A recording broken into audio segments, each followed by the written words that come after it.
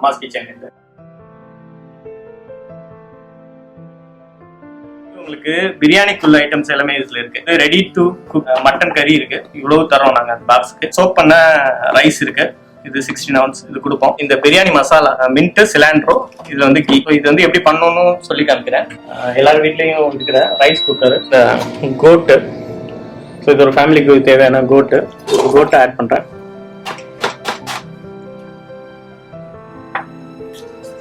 அப்புறம் வந்து 16 ounce அந்த பிரியாணி மசாலா, ஸோ இதை வந்து ஆட் பண்றேன். அப்புறம் வந்து இது வந்து ஒரு 1/2 hour சோக் பண்ண ரைஸ் வந்து ஆட் பண்றேன்.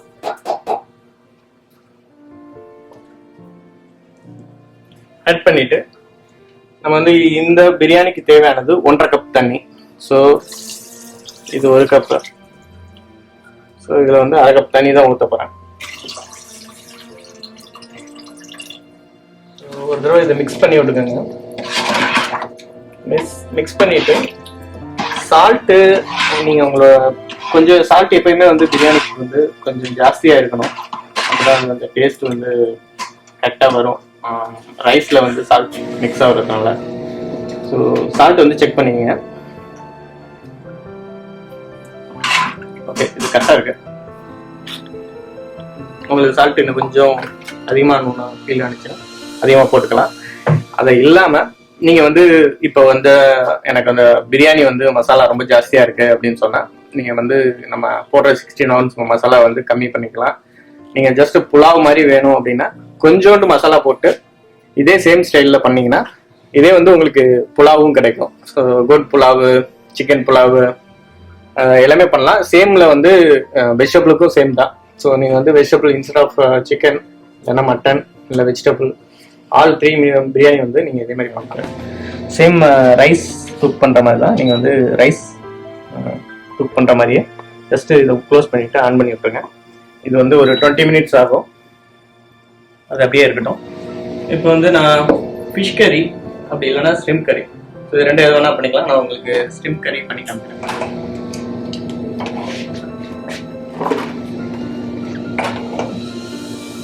நீங்க டைரக்டா வந்து இதுல போட்டு சாஸ் போட்டு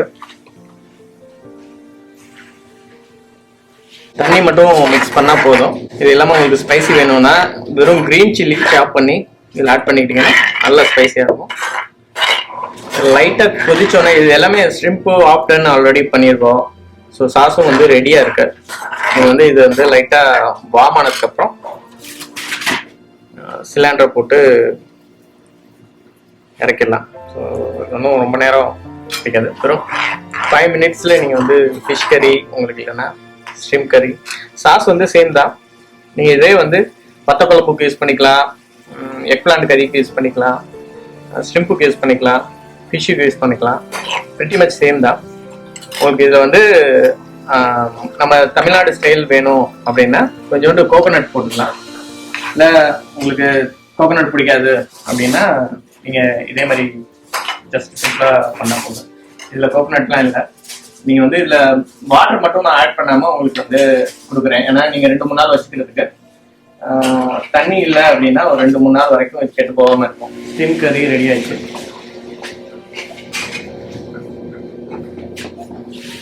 சிக்கன் சுக்கா ரெடி பண்ணுறதுன்னு சொல்கிறேன். ஆல்ரெடி ஆஃப்டன் ஆன சிக்கனு.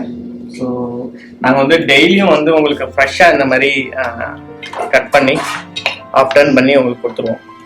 நீங்கள் அதை எடுத்துகிட்டு போயிட்டு உங்கள் ஃப்ரிட்ஜில் வச்சுக்கோங்க. உங்களுக்கு தேவையான அளவுக்கு மட்டும் போட்டு இது வந்து சுக்காவோட மசாலா. ஜஸ்ட் நீங்கள் வந்து கொஞ்சம் மசாலா போட்டு லைட்டாக வந்து மிக்ஸ் பண்ணிக்கணும். இது கூட வந்து தேவைன்னா பெப்பர், கொஞ்சம் ஸ்பைசி தேவைன்னா பெப்பர் ஆட் பண்ணிக்கோங்க, கறி லீஃப் ஆட் பண்ணிக்கோங்க. ஆல்ரெடி கறி லீஃப் எல்லாமே இருக்கு. உங்களுக்கு கோகோனட் கூட ஆட் பண்ணலாம். ஸ்பைசி தேவையில்லை, ரொம்ப மைல்டாக இருக்கணும்னா கீ கோகோனட் ஆட் பண்ணிக்கலாம்.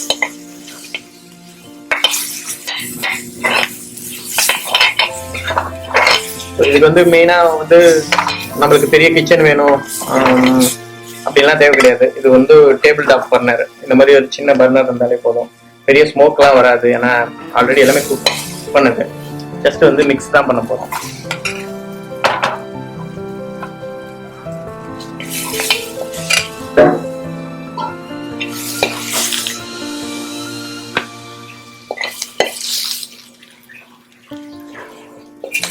ஸோ நீங்கள் உங்கள்கிட்ட மீட் இருக்கு அப்படின்னா நீங்கள் வந்து இந்த மாதிரி தனியாக வெறும் மசாலா மட்டும் கூட ஆர்டர் பண்ணிக்கலாம். ஸோ அந்த மாதிரியும் நாங்கள் கொடுக்குறோம். இது வந்து நான் சொல்ல தேவையில்லை உங்களுக்கு. நீங்கள் வந்து ஆயில் ஃப்ரை பண்ணிக்கலாம், இல்லைன்னா தவா ஃப்ரை பண்ணிக்கலாம். ஸோ நிறைய எல்லாருமே வந்து இப்படி தான் நாங்கள் கொடுப்போம். ஸோ உங்களுக்கு இன்னும் மைல்டாக வேணும்னா கோகோனட் இதில் ஆட் பண்ணிக்கலாம். இது வந்து சிக்கன் 65 மிக்ஸு. இதை ஜஸ்ட்டு டீப் ஃப்ரை தான் பண்ணி ஆகணும், வேறு எதுவும் பண்ண முடியாது. இது வந்து சிக்கன் 65 வேணும் அப்படிங்கிறவங்களுக்கு இந்த மிக்ஸ் தரோம். ஸோ இப்போ நான் வந்து சிக்கன் கறி எப்படி பண்ணுறது, கறி எப்படி பண்ணுறது அப்படின்னு காமிக்கிறேன். இது எல்லாமே உங்களுக்கு நாங்கள் கொடுத்துருவோம். ஜஸ்ட் நீங்கள் வந்து மிக்ஸ் பண்ணால் போதும். ஏன் போட்டு